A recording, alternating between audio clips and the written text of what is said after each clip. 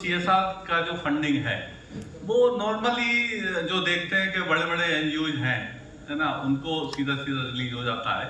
और इस छोटे जो एनजीओज होते हैं, छोटे इन द सेंस के जिनकी पहुंच नहीं हो पाती, उसमें हम लोग को सीएसआर फंडिंग में हमें बड़ी कठिनाई का सामना महसूस करना पड़ता है। तो इसमें आपकी तरफ से यानी विज्ञान भारती की तरफ से क्या प्रोटोकॉल? देखो, इसमें दो बातें ध्यान में रखनी पड़ेगी। जो सीएसआर का फंड है ना, एक तो पहले अपने यहाँ धर्मादा निकाला जाता था, मालूम है, दशांश ये होता था पहले। हर चाहे वो छोटा व्यापारी हो, बड़ा व्यापारी हो, छोटा किसान हो, बड़ा किसान हो, कुछ न कुछ अंश धर्म के नाम पर निकालता था। वो विषय खत्म हो गए।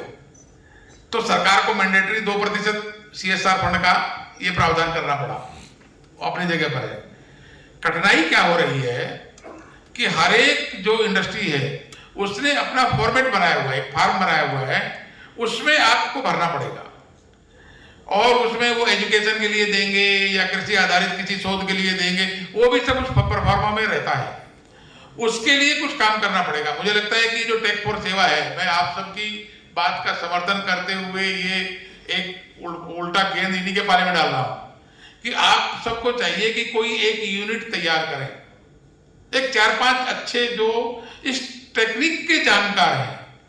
हमारे जो एनजीओ हैं जो अच्छा काम कर रहे हैं, समृद्ध काम कर रहे हैं, परंतु वो उस विषय की वो फॉर्म कहाँ से मिलता है, उसको डाउनलोड कैसे किया जाता है, फाइल में सबमिट कैसे किया जाता है, जानकारियां कैसे उसमें अपलोड की जाती हैं, ये जो तंत्र का तरीका है, इस तंत्र के तरीके को वो शायद नहीं जानते।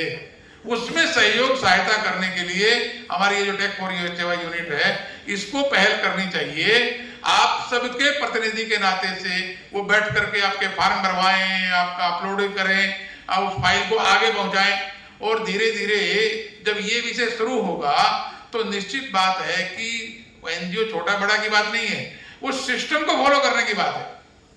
उसको अगर हम यहाँ जो बैठी हुई टीम है, मैपकोस्ट भी है, हमारा विज्ञान भारती भी है, टेक फॉर सेवा आयाम भी है, ये मिलजुल करके अगर हमने कोई एक ऐसे तंत्र की स्थापना करनी शुरू की कि जिसके आधार पर उस एनजीओ से वो जानकारी प्राप्त करना, वो आएगा आप ही के नाम पर, टेक फॉर सेवा के नाम पर नहीं आ सकता, क्योंकि सब कुछ चीजें आपके नाम से ही लोड होगी।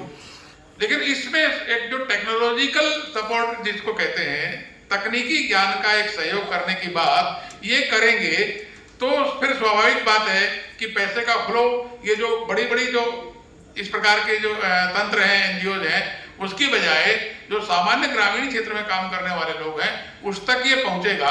परंतु इस तकनीकी ज्ञान का प्रयोग करने के लिए ये दायित्व हमारे इस तंत्र को लेना पड़ेगा। ये तंत्र इस दायित्व को ले, मैं आपकी तरफ से ये वकालत करता हूं।